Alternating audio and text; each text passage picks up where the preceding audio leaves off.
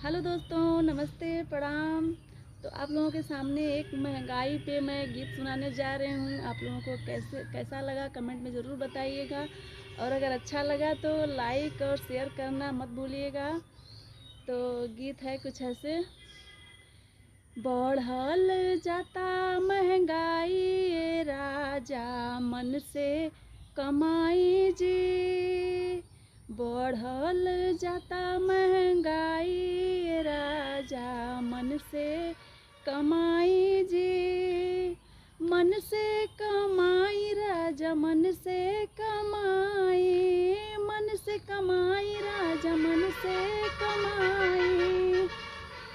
तो बढ़ल जाता महंगाई राजा, मन से कमाई जी। सासु मारे ताना, ननद मारे ताना, सासु मारे ताना, ननद मारे ताना।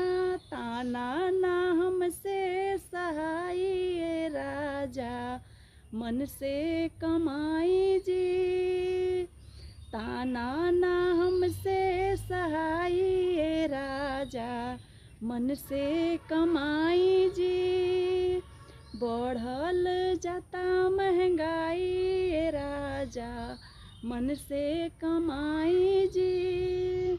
देवर मारे ताना, देवरनियो मारे ताना, देवर मारे ताना, देवरनियो मारे ताना। ताना ना हमसे सहाय राजा, मन से कमाई जी।